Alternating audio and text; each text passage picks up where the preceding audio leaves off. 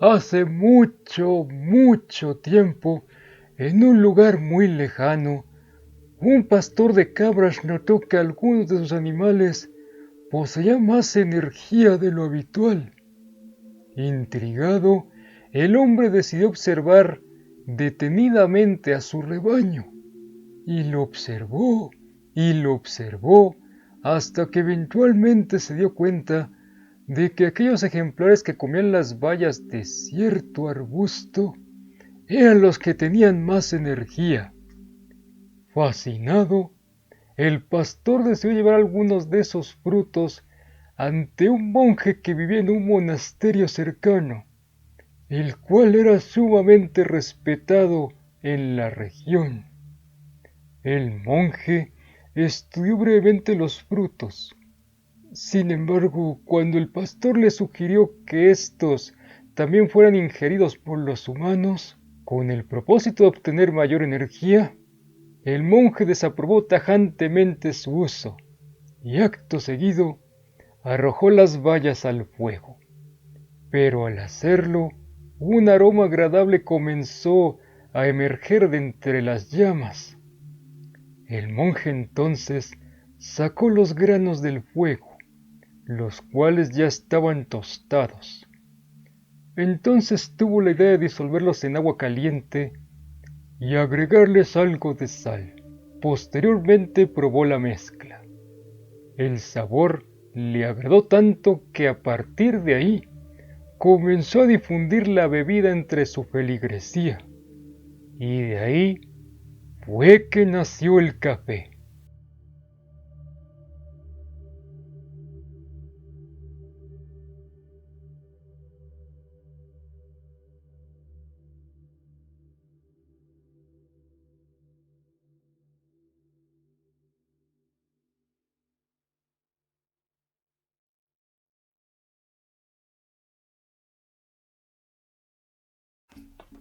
Bueno, pero lo anterior es realmente una leyenda, la cual pretende explicar el origen del café, bebida que es parte esencial en la vida de muchas personas.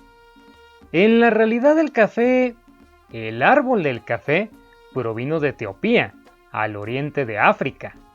Ahí las tribus nativas se dieron cuenta desde la antigüedad de las propiedades energizantes de las bayas del café y comenzaron a consumirlas de manera cotidiana e incluso llegaron a cultivar la planta del café.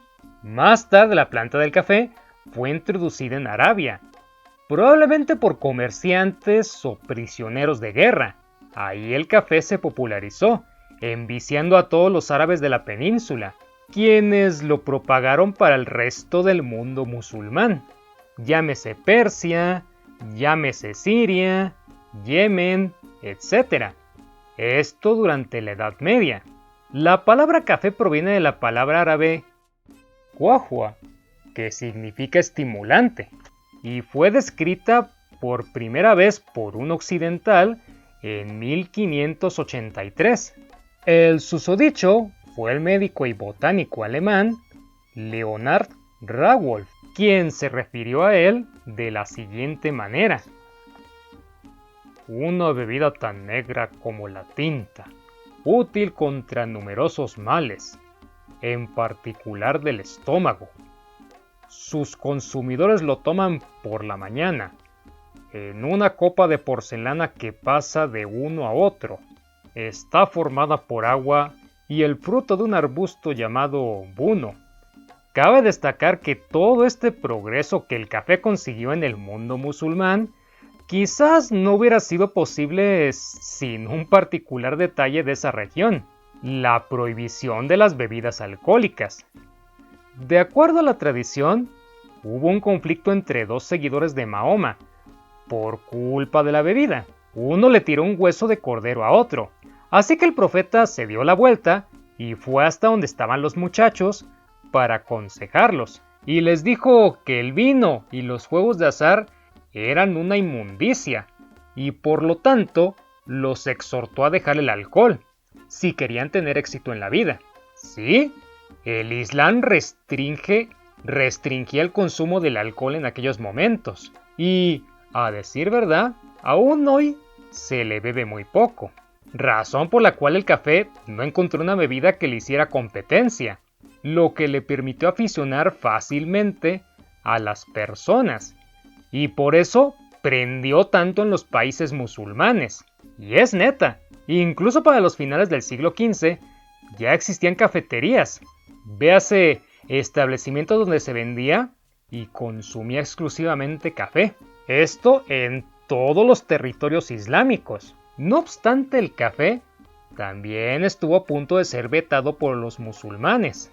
En 1511, el emir Qair Bey observó a un grupo de hombres bebiendo café en la Meca y se preguntó si esta bebida se ajustaba a las reglamentaciones del Corán, y entonces juntó a un grupo de doctores y sofistas para esclarecer esta duda. Y la conclusión a la que llegó pues fue bastante predecible, ya que para aquellos que no lo sepan, el café es una que puede llegar a tener los mismos efectos estimulantes que otras sustancias. Consciente de esto, el emir prohibió el café e hizo cerrar decenas de cafeterías, por ser un producto que atentaba contra la moral maometana. Sin embargo, esto no le gustó a la población, y organizaron rebeliones en varios rincones del mundo musulmán, las más violentas en Egipto, en el Cairo.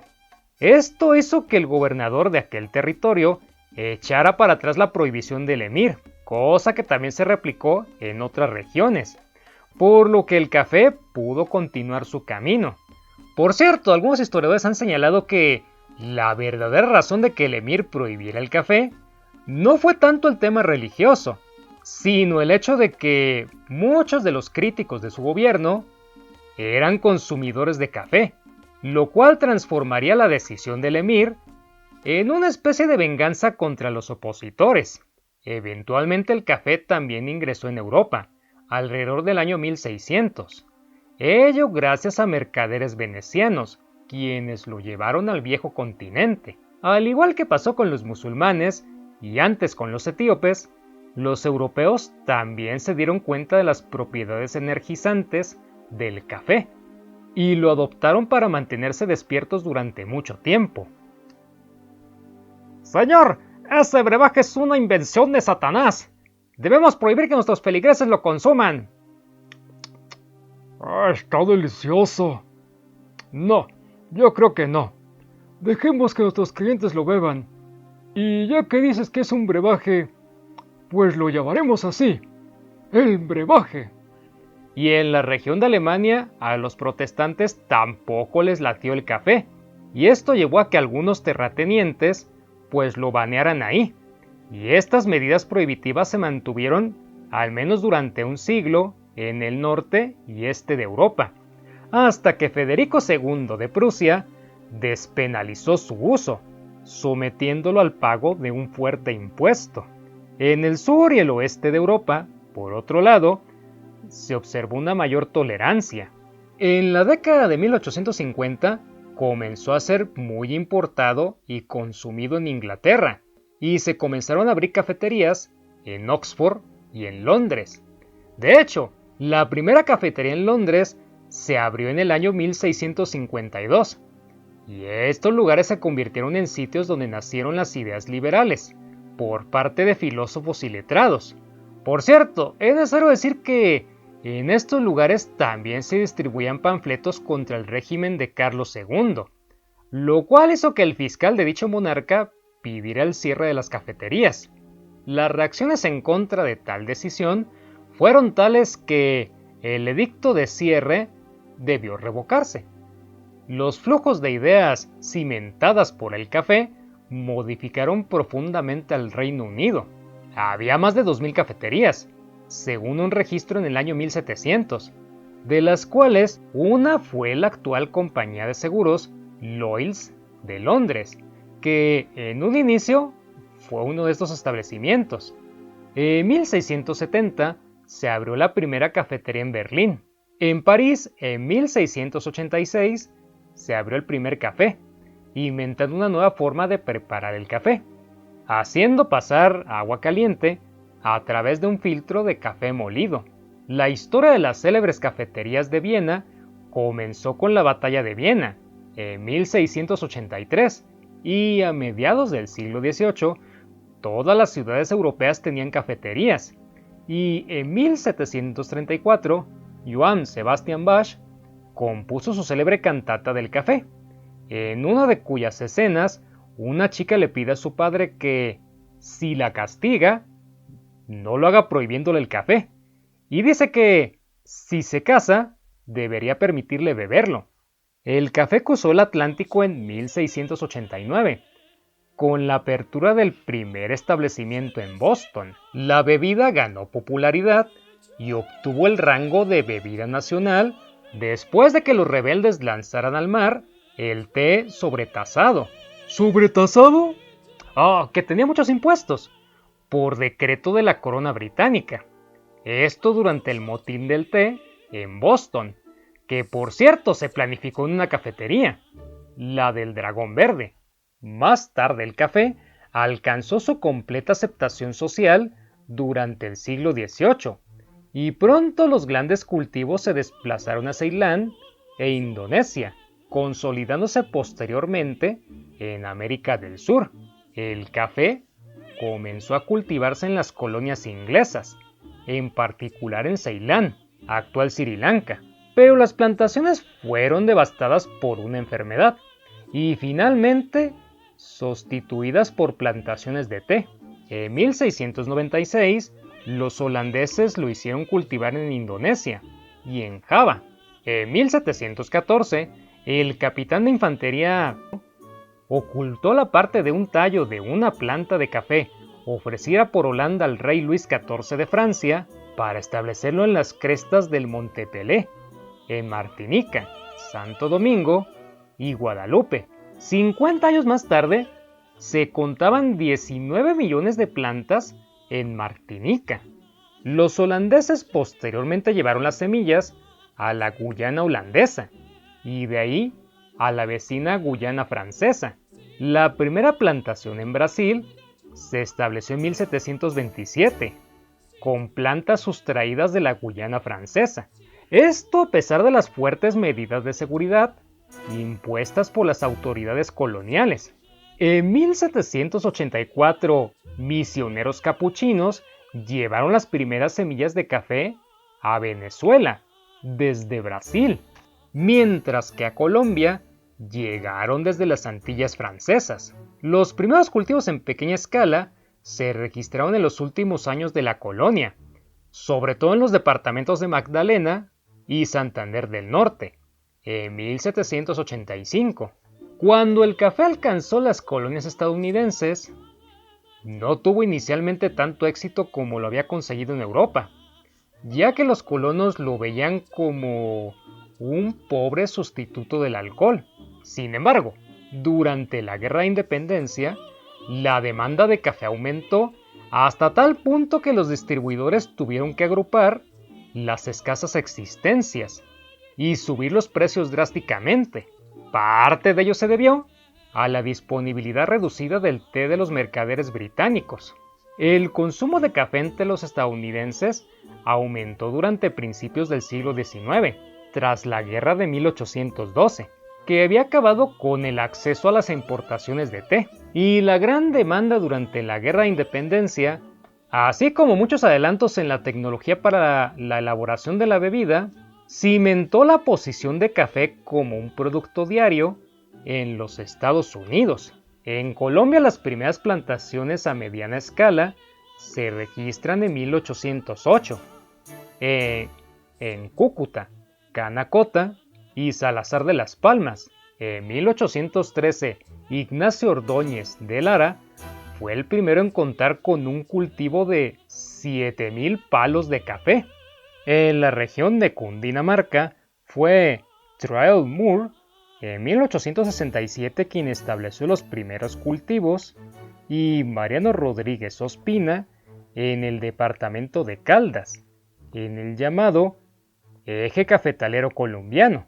En 1886, Simón López Pérez lo extendió a la ciudad de Pereira, donde partió la expansión del cultivo a zonas de Quindio y al Valle del Cúcuta. En España a finales del siglo XIX y principios del XX, también los intelectuales comenzaron a reunirse en cafeterías, algunas de las cuales a día de hoy son auténticas instituciones, como el Café Bijón, el Café Novelty o el Café de Fornos, entre otros. Durante el siglo XVII, la bebida se hace popular en Europa, y las colonias europeas introducen el cultivo de café en numerosos países tropicales, como un cultivo de exportación para satisfacer la demanda europea. Actualmente las principales regiones productoras de café son América del Sur, Vietnam, Kenia y Costa de Marfil. Ahora, centrados especialmente en Sudamérica, Colombia y Perú a día de hoy poseen numerosas plantaciones de café, de una altísima calidad, que están empezando a ganar reconocimiento mundial. Paralelo a ello, durante varias décadas en los siglos XIX y XX, Brasil fue el mayor productor y monopolista virtual en el comercio del café, hasta que una política de mantenimiento de precios altos generó oportunidades de negocio a otros productores, como los dos anteriormente mencionados, además de México, Venezuela y Costa Rica. Si te gusta mi trabajo, por favor, suscríbete, activa las notificaciones y comparte el video con tus amigos. Eso es algo que me ayudaría bastante. Mi nombre es Ajay López y te deseo un día histórico.